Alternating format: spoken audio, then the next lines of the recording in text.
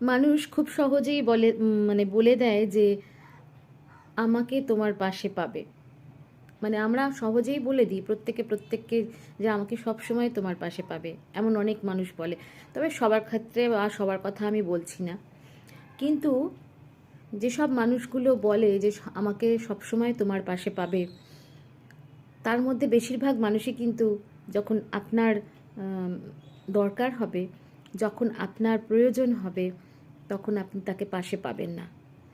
পাশে পাবেন কতদিন পাবেন? যখন আপনার সুখের সময় থাকবে, আপনার সময়টা খুব ভালোভাবে মানে বয়ে যাবে, আপনি তার জন্য কিছু করতে পারবেন, বা আহ, জীবনে আপনার কোনো অশান্তি বলে কোনো জিনিস থাকবে না।